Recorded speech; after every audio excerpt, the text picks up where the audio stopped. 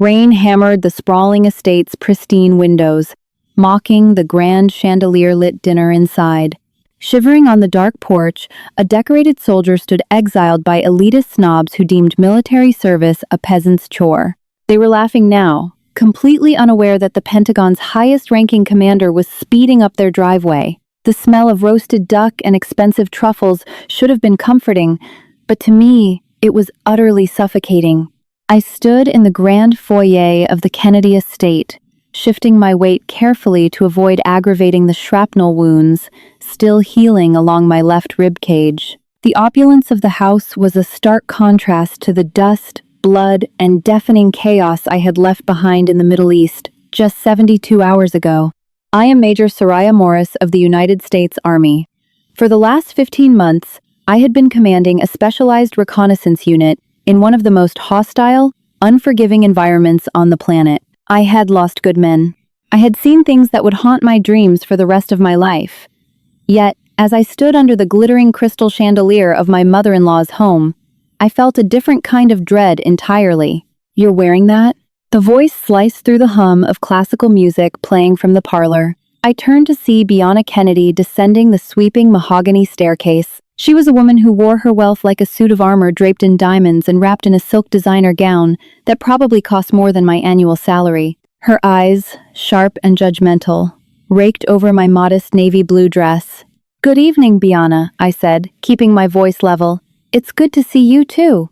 I told DeMarco to make sure you wore something appropriate for the anniversary gala," she said, pausing on the bottom step to inspect me closer. "You look incredibly stiff, Soraya, and pale. Heavens, they really don't feed you people wherever it is you go, do they?" "I was recovering in a military hospital in Germany until 3 days ago," I replied evenly. "The hospital food isn't exactly Michelin-starred." Bianna waved a dismissive, manicured hand.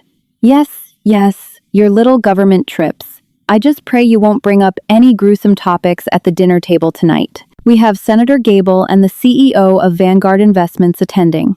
These are people of high society, Soraya. They do not want to hear about trenches, or mud, or whatever it is you do for a living." Before I could respond, my husband, DeMarco Kennedy, emerged from the study. DeMarco was a junior partner at a massive corporate law firm, a position secured entirely by his mother's endless network of connections. When we first met in college, he had been charming, rebellious, and fiercely independent. But over the 4 years of our marriage, the gravitational pull of his family's wealth had eroded that independence, leaving behind a man who cared more about country club politics than his own wife. "Soraya, you made it," DeMarco said, offering a tight, obligatory smile. He didn't pull me into a hug. He didn't kiss my cheek. He just looked me up and down, a mirror image of his mother's earlier appraisal. "I see you didn't have time to get your hair done. I was debriefed at the Pentagon for 8 hours today, DeMarco," I whispered, the exhaustion finally bleeding into my voice. I barely had time to shower and change into this dress. "Well, you're here now," DeMarco sighed, adjusting his silk tie. "Just try to blend in tonight, okay? Mother has been planning this dinner for months. It's her 30th wedding anniversary, even though Dad passed 5 years ago. It's an homage to their legacy. Please, just play the part of the supportive, quiet wife." The words stung, sinking deep into my chest. Play the part. I had just spent over a year leading troops through hellfire, making split-second decisions that meant the difference between life and death. I had carried my wounded radio man 2 miles through enemy territory with a bullet in my own shoulder. And here was my husband, asking me to shrink myself down to fit into his mother's pretentious dollhouse. As the evening progressed, the grand dining room filled with the crème de la crème of high society. Men in bespoke tuxedos and women dripping in haute couture mingled, drinking vintage champagne and laughing loudly about their stock portfolios and summer homes in the Hamptons. I stood near the edge of the room, clutching a glass of sparkling water, feeling entirely alien. I watched DeMarco work the room, laughing at jokes that weren't funny and nodding sycophantically at older, wealthier men. He didn't look my way once. "So, Soraya," a booming voice suddenly cornered me. It was Richard, the CEO of Vanguard Investments. a man whose face was perpetually flushed from too much expensive scotch. Bianca was standing right beside him, a tight, artificial smile plastered on her face. Bianca tells me you work for the government. Bureaucracy? Paper pushing? I'm a major in the United States Army, sir, I answered politely, keeping my posture straight. Richard let out a booming, patronizing laugh. The Army? Good Lord! A pretty girl like you out there playing in the dirt. I suppose someone has to do it. Though, frankly, I don't know why we throw so much of our tax dollars at the defense budget. Half the kids joining these days just want a free college ride on the taxpayer's dime. I felt the muscles in my jaw tighten.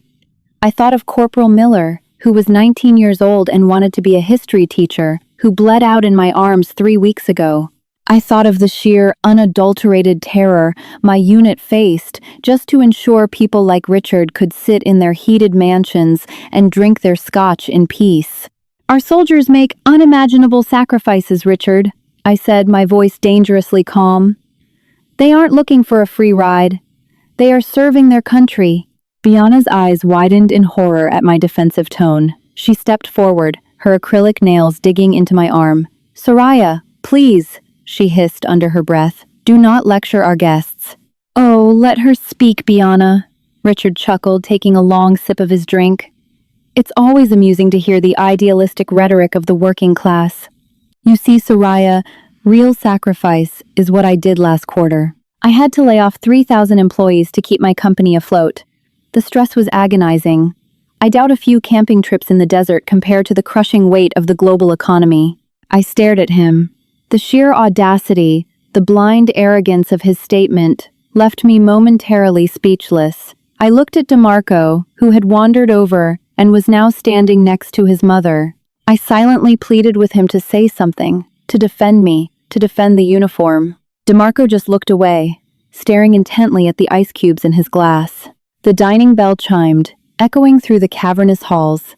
Dinner is served, Bianca announced loudly, breaking the unbearable tension. She shot me a venomous glare before turning to take Richard's arm, leading him toward the massive dining table. I stood there for a moment, the physical pain in my ribs suddenly masked by a profound, agonizing heartbreak.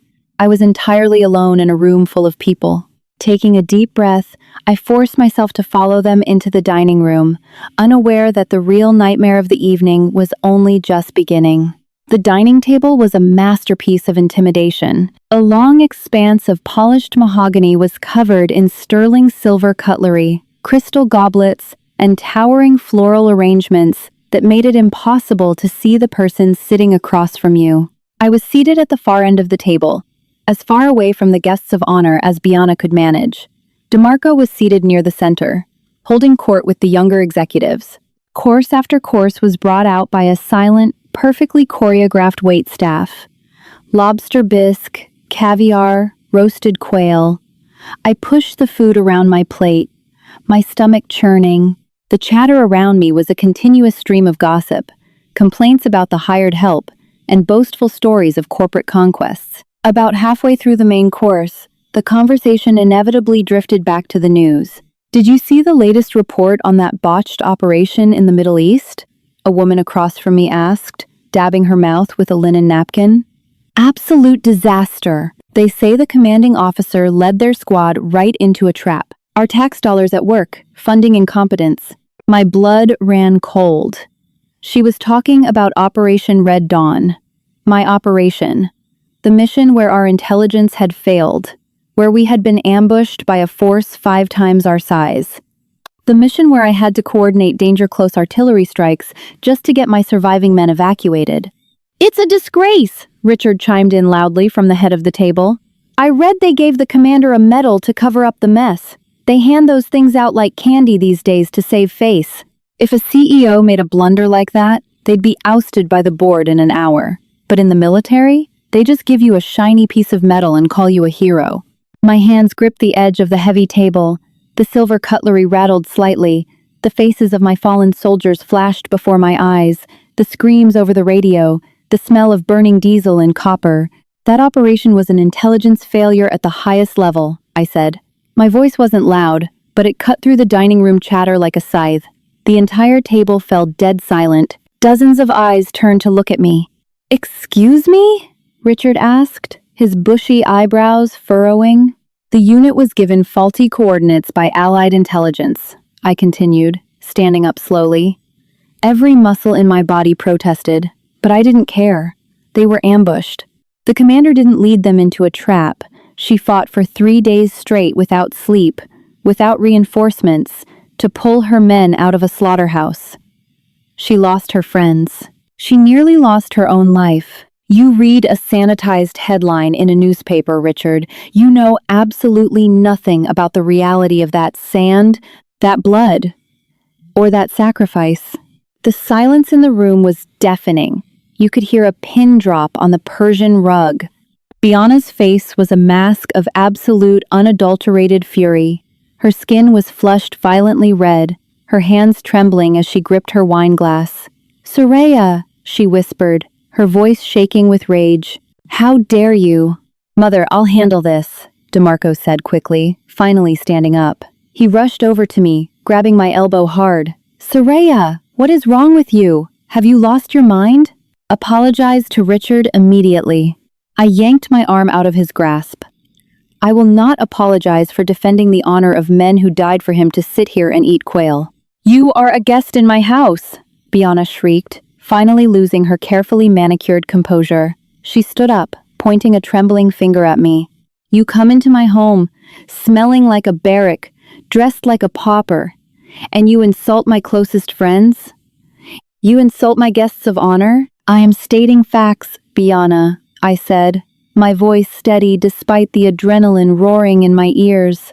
"I don't care about your facts," Bianna yelled. "I have tolerated your presence for 4 years because DeMarco fancied himself a savior. I have smiled and nodded while you paraded around in your ridiculous uniforms, playing soldier. But I will not have you humiliate my family in front of Vanguard Investments. You will apologize to Richard this instant, or you will get out of my dining room." I looked at Richard, who was leaning back in his chair, a smug, satisfied smirk on his face, waiting for me to bow. Then I looked at DeMarco. "DeMarco," I said softly, searching his eyes for any shred of the man I had married. "Are you going to let her speak to me like this?" DeMarco swallowed hard, looking nervously at Richard, then at his mother, and finally at me. "Soraya, just apologize. Please. You're ruining the anniversary dinner. You're being irrational." Something inside me snapped. It wasn't a loud, explosive break. It was a quiet, profound severing of the final thread that tied me to this family. I realized, with absolute clarity, that I was entirely surrounded by cowards. "I am not irrational," I said softly. I reached up and unclasped the delicate pearl necklace DeMarco had given me on our wedding day, letting it slide off my neck and drop onto my uneaten plate of food. It landed with a soft clatter. "And I am not apologizing." Bianna's face contorted into an ugly sneer. "Then get out! Get out of my dining room! In fact, get out of my house. Wait on the porch until dinner is concluded, and then DeMarco will drive you back to your cheap little apartment. I will not have you ruin the rest of this evening." I didn't say another word. I didn't need to. I turned on my heel, my posture rigid, my chin held high, and walked out of the dining room. I heard the hushed, scandalized whispers erupting behind me as I crossed the grand foyer. I opened the massive oak front doors and stepped out into the freezing, torrential rain. The heavy doors slammed shut behind me, the sound echoing like a gunshot in the night. The cold hit me instantly. It was late November, and the temperature had plummeted rapidly after sunset. The rain was blowing sideways, whipping across the expansive, wraparound stone porch of the Kennedy estate. I retreated to the darkest corner, huddled against the brick wall to shield myself from the worst of the wind. Through the massive floor-to-ceiling dining room windows, I had a perfect silent view of the party inside. It was like watching a movie on mute. I could see the waitstaff pouring more wine. I saw Richard laughing, slapping the table.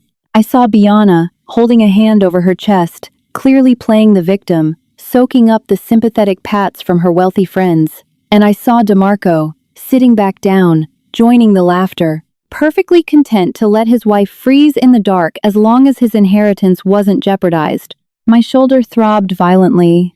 The damp cold was seeping into my bones, aggravating the fresh surgical scars. I wrapped my arms around myself, shaking uncontrollably, but I refused to knock on that door. I refused to ask for mercy from people who had none. Standing out there in the dark, my mind drifted back to the sand dunes of the Al Nafud Desert. I remembered the blistering heat, the way the air shimmered, the way the sand tasted like metal and fear. I remembered holding Corporal Miller's hand as his eyes lost their light. I remembered the radio crackling, the frantic voices of the medevac pilots trying to find a clearing through the smoke. Why do we do it? I asked myself, watching the oblivious billionaires clinking their crystal glasses inside. Why do we bleed for people who despise us? Because it's not about them. I realized it as a solitary tear mixed with the rain on my cheek. It's about the person standing to your left and your right. It's about the oath. It's about a standard of honor that people like Bianna and Richard would never, in a million lifetimes, comprehend. I checked my watch. 8:15 p.m. Earlier that afternoon at the Pentagon, following my debriefing, my commanding officer had told me to remain on standby. He had mentioned that a senior official wanted to review my after-action report personally and might reach out tonight. I hadn't expected anything to come of it. Bureaucracy usually moved at a snail's pace. Suddenly, the darkness of the long, tree-lined driveway was shattered. At first, I thought it was just the blinding headlights of a late-arriving guest, but then I saw the flashing red and blue strobes. I stepped away from the brick wall, squinting through the driving rain. It wasn't one car. It was a motorcade. Two heavily armored military police cruisers, lights blazing but sirens silent, crept up the circular driveway. Sandwiched between them were three jet-black, armored Chevrolet Suburbans with government plates. The massive vehicles rolled to a precise, synchronized stop directly in front of the grand stone steps of the porch. Inside the dining room, the flashing lights caught the attention of the guests. I watched through the glass as heads turned. Conversations stopped abruptly. Bianna stood up from her chair, her eyes wide with excitement. I could practically read her mind, she thought. A high-ranking politician, perhaps the governor or a federal senator, had seen the lights of her party and decided to drop by to pay their respects to the Kennedy legacy. Bianna hurriedly waved for DeMarco to follow her. They practically ran toward the foyer, adjusting their clothes, ready to grovel for whoever was about to step out of those vehicles. Outside, the heavy doors of the Suburban swung open simultaneously. Men in crisp, dark suits with earpieces stepped out first, their eyes scanning the perimeter with cold efficiency. They ignored the rain completely. Then, the rear door of the center Suburban opened. A tall, broad-shouldered man stepped out into the downpour. He was wearing the impeccably tailored dress blue uniform of the United States Army. Even in the dark, even through the rain, the gold braiding on his sleeves and the massive, colorful rack of ribbons on his chest caught the ambient light from the mansion. But it was the shoulder boards that made my breath hitch in my throat. 4 silver stars. General Robert Mitchell, the Chief of Staff of the Army, the highest-ranking military officer in my branch of service, a man who answered only to the Secretary of Defense and the President of the United States. General Mitchell didn't rush. He didn't flinch at the cold. He adjusted his cover, squared his massive shoulders, and began walking up the stone steps of the porch, flanked by 2 colonels and his security detail. At that exact moment, the heavy oak front doors of the mansion swung wide open. Bianna Kennedy stood there, bathed in the warm, golden light of the foyer, her face split into a glowing, ecstatic smile. DeMarco was right behind her, standing tall, ready to shake hands. "Oh my goodness!" Bianna gushed loudly, her voice competing with the sound of the rain. "Welcome! Welcome to the Kennedy estate! I am Bianna Kennedy, and we are so incredibly honored that you've come to grace our anniversary dinner." General Mitchell didn't even look at her. He didn't acknowledge her outstretched, diamond-ringed hand. He walked right past her, his heavy dress shoes clicking rhythmically against the stone. He stopped 5 feet away from where I was standing in the shadows of the porch. I instinctively snapped to attention, ignoring the screaming pain in my ribs. My heels clicked together, my back straight, my chin parallel to the ground. I was soaking wet, shivering in a cheap civilian dress, but in that moment, I was entirely a soldier. General Robert Mitchell, a man who commanded over 1 million troops, a veteran of 4 wars, stopped squarely in front of me.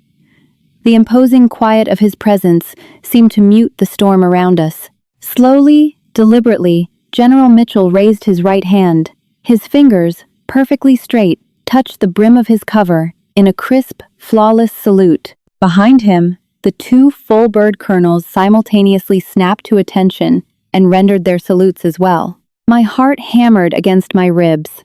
Military protocol dictates that the junior officer always salutes first. A 4-star general saluting a major first was a breach of protocol unless there was a specific, monumental reason. I returned the salute, holding it until the general dropped his. Major Morris, General Mitchell's voice was a deep, gravelly baritone that commanded absolute authority. I apologize for the intrusion and for the weather. We tried to catch you at the Pentagon, but your commander informed me you had been pressured into attending a social function here. No apology necessary, General, I said, my voice steady. General Mitchell's eyes softened slightly as he looked at my drenched state and then flicked briefly toward the glowing doorway where Bianna and DeMarco stood, completely paralyzed in shock. Major, the general continued, his voice projecting clearly so that every word echoed across the porch. I have just come from the Oval Office. The President of the United States has spent the last 3 hours reviewing the classified after-action reports of Operation Red Dawn. We read the drone transcripts. We reviewed the tactical maneuvers you orchestrated to save your platoon after being abandoned by Allied intelligence. Behind the general, I could see Bianna's jaw physically drop. DeMarco looked as though all the blood had been violently drained from his body. Richard and the other wealthy guests had crowded into the foyer, pressing against the glass, their arrogant smirks replaced by absolute, silent awe.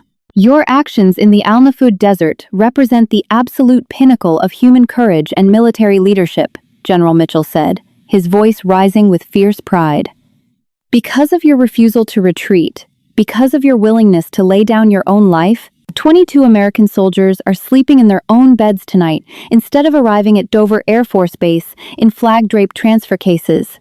Tears blurred my vision, mixing with the rain. I swallowed hard, trying to maintain my military bearing. Just doing my duty, sir. You went far above and beyond duty, Major, the general corrected firmly. The President has fast-tracked the paperwork. I am here to personally inform you that you have been recommended for and will be receiving the Congressional Medal of Honor. A collective gasp echoed from the doorway. The Medal of Honor, the highest, most prestigious military decoration in the United States. It was the reason the general had saluted me first. By military tradition, every service member, regardless of rank, even the commander-in-chief, is required to render a salute to a Medal of Honor recipient. The official ceremony will be at the White House next month, General Mitchell said. He reached inside his dress coat and pulled out a heavy, velvet-lined box, handing it to me. But the President wanted you to have the preliminary citation tonight. He also requested you call him on a secure line as soon as you are available. I took the box, my hands trembling slightly. Thank you, General. I am deeply honored. No, Major, he said, stepping back. We are honored to serve with you. General Mitchell then slowly turned around. His piercing, eagle-like gaze swept over the stunned crowd in the foyer, finally landing on Bianna and DeMarco, who were still standing in the open doorway. I couldn't help but notice, the general said, his tone turning dangerously icy, that an American hero, a recipient of the Medal of Honor, was standing out here in the freezing rain while you people sat inside. Bianna stammered, her hands shaking violently. We didn't. She was. There was a misunderstanding. I don't care about your misunderstandings, ma'am. General Mitchell cut her off, his voice cracking like a whip. I have seen enemy combatants treat their prisoners with more respect than you have shown this officer tonight. DeMarco stepped forward, his voice cracking. General, please, she's my wife. If she is your wife, son, the general sneered with utter disgust, then you are the most foolish man I have ever had the misfortune of laying eyes on. You don't deserve to breathe the same air as her. General Mitchell turned back to me. Major Morris, my motorcade is at your disposal. If you wish to leave this establishment, I would be honored to escort you personally. I looked at DeMarco. I looked at the man who had promised to love and protect me, who had instead thrown me to the wolves to protect his mother's social standing.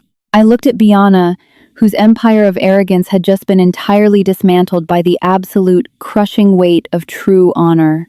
"I would like that very much, General," I said quietly. I didn't pack a bag. I didn't say goodbye. I walked down the stone steps, escorted by the highest-ranking officer in the military, leaving the opulent mansion and my broken marriage behind. As the armored Suburban pulled away, I glanced back one last time. Biana was slumped against the doorframe, sobbing into her hands, her social standing ruined, her guests whispering furiously behind her. DeMarco was staring blankly into the rain, utterly destroyed by the realization of what he had just lost. I turned forward, resting my hand on the velvet box in my lap, feeling the warmth of the heater finally chasing the cold away. For the first time in 15 months, I felt like I was finally heading home. Did this story of ultimate respect and karma make your heart pound? Sometimes, the silent warriors among us carry the heaviest burdens and deserve the highest honors, regardless of what arrogant elites might think. If you loved watching these snobbish in-laws get the shock of a lifetime, hit that like button, share this video with your friends, and subscribe to our channel for more incredible real-life stories of justice and triumph. Don't forget to ring the notification bell